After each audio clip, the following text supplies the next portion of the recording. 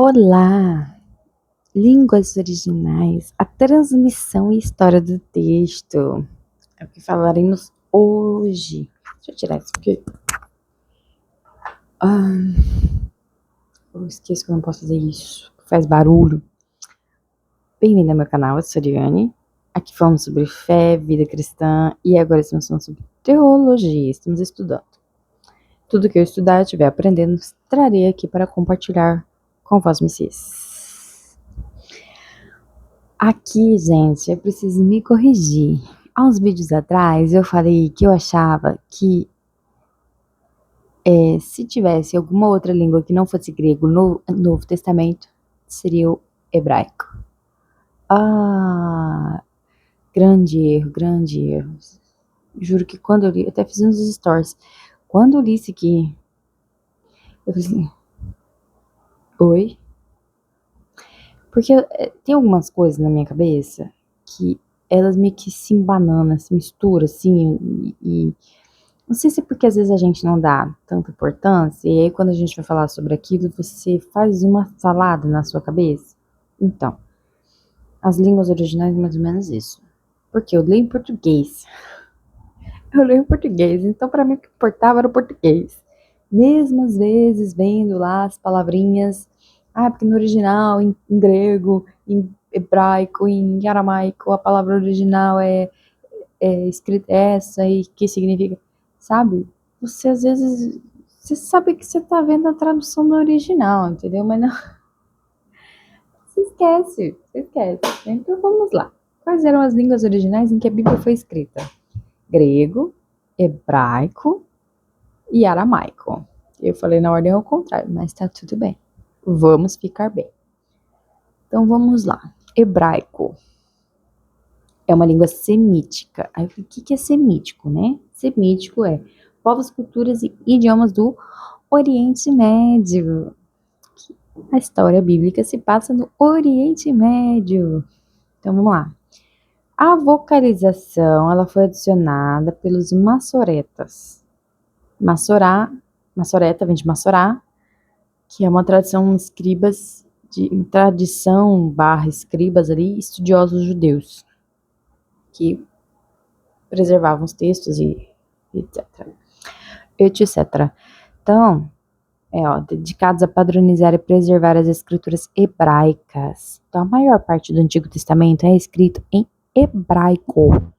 Hebraico é a língua original do povo hebreu, lá da região de Canaã, tá? É historicamente a língua religiosa e cultural do povo judeu. Foi deixado de ser falado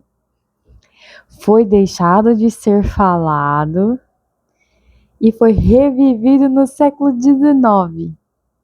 E é hoje o idioma oficial de Israel, língua original dos hebreus. Então, por isso que eu acho que eu fazia confusão, porque hoje, gente, eu nasci depois do Estado de Israel, já existi, tá? Porque, deixa eu até ver aqui, Estado de Israel, eu confundo se é 68 ou é 48.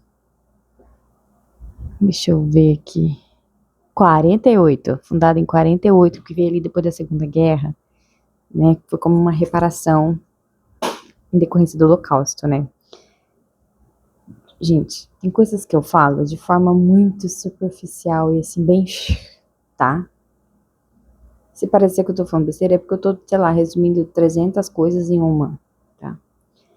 Então, eu acho que eu faço essa confusão por isso. Então, eu nasci já com o Estado de Israel sendo realidade, entendeu? Ali, com a língua hebraica existindo. Então, na minha cabeça,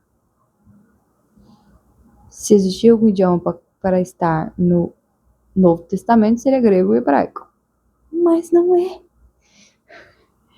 Aí a gente segue. Aramaico, também é uma língua originária do Oriente Médio. Ela era a língua dos arameus, e tornou-se a língua franca do Oriente Médio, ou seja, a língua que era falada no Oriente Médio por inteiro.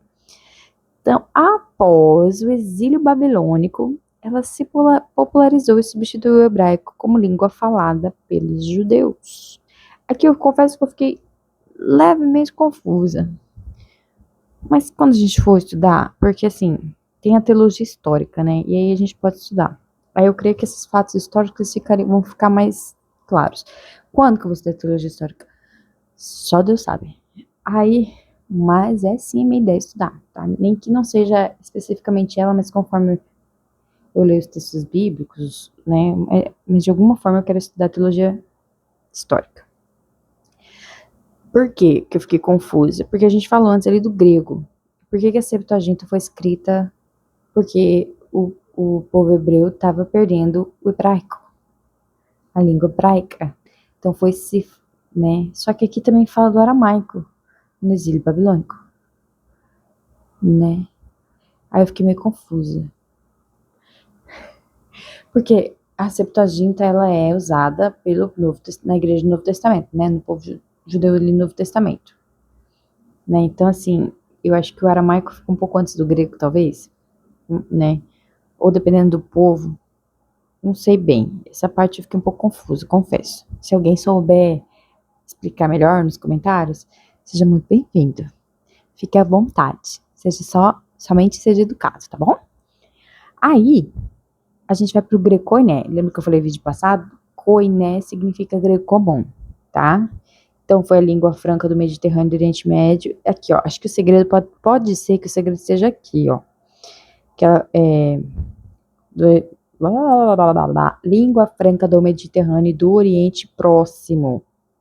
Talvez a região e a época, ó, entre 300 a.C. e 500 depois de Cristo, né? Originadas a partir das conquistas de Alexandre o Grande. Então pode ser por isso. Talvez que aqui fala Oriente Próximo e Oriente Médio. Eu acho que são regiões diferentes. Vamos ver aqui. Oriente Próximo versus Oriente Médio. Vamos ver, gente, eu tô googlando. São frequentemente usados como sinônimos para descrever a mesma região geográfica, localizada no sudoeste da Ásia e nordeste da África. Historicamente, na arqueologia, refere-se a países mais próximos da Europa Oriental e do Mar Mediterrâneo, Oriente Próximo. Já o Oriente Médio seria um termo geopolítico criado no século XIX. Ou seja, a mesma coisa. Então pode ser que o segredo esteja na época. Não sabemos. Não sabemos. Creio que será adicionado com estudos futuros. Aí a gente tem. Então a gente aqui está estudando sobre a transmissão e história do texto, tá? Então a gente vai lá para os manuscritos, os materiais. O primeiro material foi pedra e argila, lá 10 Testamento. Gente, acho que eu peguei um dos piores dias da minha pessoa para gravar. Eu tô meio cansada. Essa noite dormi. Meu sono tava muito frágil, então eu dormi, acho que eu não descansei o suficiente. E aí veio o dia, né? Então eu tô meio cansada. Acho que o resultado tá sendo esses vídeos meio esquisito. Vocês ficam comigo, porque eu acho que tá dando pra entender, tá? O pedra e argila para escrever os 10 mandamentos, e não testamentos, mandamentos, tá? Depois veio o papiro e o pergaminho, tá? O papiro, eu acho que tem vídeo no YouTube até que fala como que era feito o processo do pergaminho.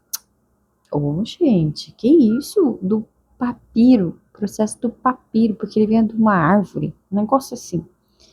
O pergaminho vinha de pele de animal. O Antigo Testamento ele era mantido em rolos, pega esse, de até 17 metros, né? Então, uma vez eu vi alguém falando que era como se você tivesse que desenrolar tudo para ler, mas não, tinha uma técnica. Conforme você vai desenrolando, você vai enrolando, você desenrola aqui e puxa aqui, entendeu? É um negócio assim. Aí você segurava quase como se fosse um livro, mas nessa dinâmica de desenrola e enrola. A igreja cristã, ela popularizou o códice, livro com páginas, a partir do século II. Estilo dos manuscritos gregos. Aqui, eu confesso que eu fiquei meio, né? Unissais. Pega unissais. Textos maiúsculos, sem espaço entre as palavras, datam do século IV e até o século IX. São mais antigos e valiosos. e os minúsculos, cursivos, letras minúsculas ligadas a partir do século IX. Eram mais ágeis, acho que mais rápido de escrever, né? Então, existem 4 grandes unissais: vaticanos do século IV, sináticos do século IV também, alexandrinos do século V, Efraimi do século V. Eu confesso que eu nunca tinha ouvido falar disso aqui, tá? E até agora eu tô meio assim, tá. É que tem as cópias, né? Foram escritos originais e cada original tinha muitas cópias espalhadas, né? Então acho que tem a ver com isso. Aí tem um fato histórico que a gente liga com o que a gente falou, acho que no vídeo passado, que é sobre os rolos do Mar Morto. Que a gente falou no vídeo passado sobre a preservação do Antigo Testamento, né? E aí foi se descoberto os rolos do Mar Morto, lá entre 1947 e 1956, em 11 cavernas. Tem vídeo na internet que mostra isso, tá? Próximo ao Mar Morto. Então, foi uma validação textual do Antigo Testamento. Então, por exemplo, eles acharam vários fragmentos dos textos do Velho Testamento. Então, acharam praticamente todos os textos, livros, se não me engano, só faltou Esther não tinha, mas tinha cópias de todos os livros do Antigo Testamento. E o mais intacto, em melhores condições, foi o de Isaías. E, quando eles foram conferir com o que tem nos dias atuais, ele é muito fiel. O nosso dos dias atuais é muito fiel. Eu só não sei, depois eu fiquei pensando, com qual eles, tipo, conferiram, né? Se foi lá a Dataná ou se foi o nosso. Mas eu creio que não vai ter tanta diferença também, porque um veio do outro, um veio, né? Tá tudo conectado ali. Então, uma coisa interessante foi que eles foram selados em jarros de barro. Olha que interessante. E dentro da caverna. Então, eles foram selados em jarros de barro dentro de uma caverna que impediu a decomposição. Porque, lembra lá, animais, ó, materiais orgânicos, materiais que apodrecem, ainda mais num lugar de umidade. E eles foram preservados, porque, ó, estava próximo ao Mar Morto, por isso que eu falei da umidade, tá? Então, eles foram preservados por isso. Aí, olha uma coisa interessante. O texto mais novo que se tinha, assim, a cópia mais nova que tinha da Bíblia, ela era datada de 1008 depois de Cristo. Então, assim, foram passando cópia para cópia, para cópia, para cópia. Então, a mais antigo era 1008 depois de Cristo. Então, você fala, foi inventado. Esse negócio de Bíblia foi inventado, foi criado. Aí, o que esse rolo do Mar Morto fez? Ele retrocedeu esse ano de 1008 para muito antes. Foi 1000 anos, cerca de 1000 anos. Eu esqueci de anotar qual foi o período em que eles encontraram, qual que é a datação do Mar Morto. Aqui, ó. Elas datam de 200 a.C. a 68 depois de Cristo. Então, assim, da época de Jesus, gente. Pertinho ali. Então, ele veio para atestar, para dar veracidade ao texto bíblico. Não é? Então, e diz que foi uma época bem assim, que as pessoas estavam questionando, né? E aí vem surgir isso para refutou críticas sobre o texto ser uma invenção tardia ou corrompido ao longo do tempo. Então ele veio para, né? Tem a Bíblia fala sobre o remanescente, né? Até tem um livro de comentário que eu vi falando que o remanescente, a ideia do remanescente era sobre o povo judeu, né? Os hebreus. Não se aplicaria a nós hoje. Mas, gente, se a gente olhar para a história da igreja, não tem como falar. Tem sempre o remanescente. Quando não é uma pessoa, é um fato que é exposto. Ó, tá vendo? Tá aqui a prova. Ó. Tá aqui a prova que o texto é verídico. Né? Continuando. Então, resgate da autoridade textual na reforma protestante.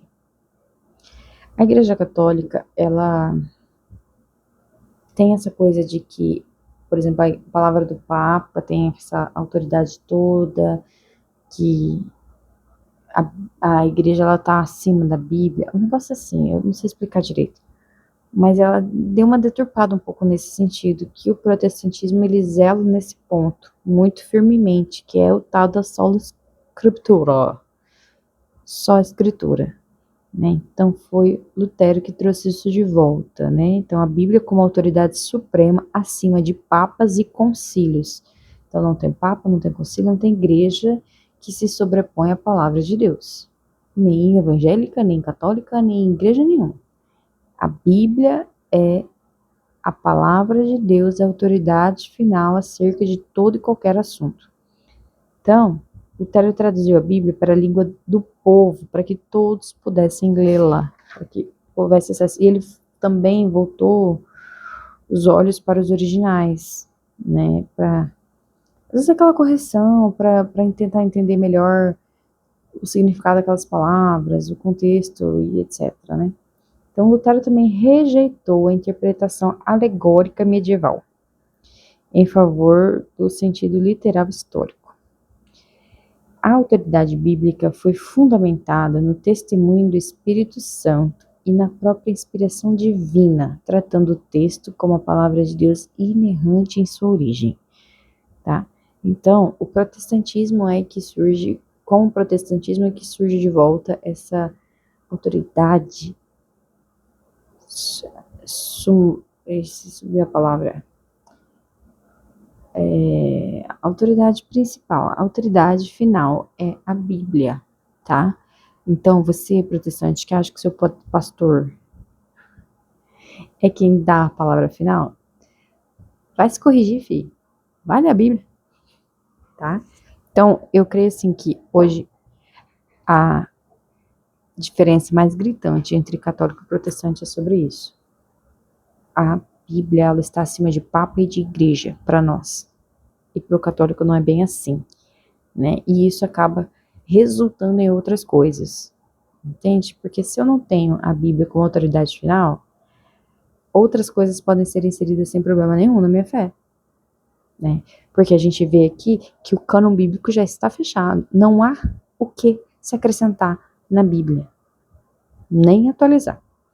Então, é mais difícil inserir doutrinas. Impossível? Não, porque tem muita gente hoje que não estuda a Bíblia, que não lê. Aí vivemos num país que tem problema, tem muito analfabetismo funcional. Então, são várias coisas que colaboram para que existam ideias sendo colocadas onde não deveria existir isso. Certo? Continuaremos no próximo vídeo.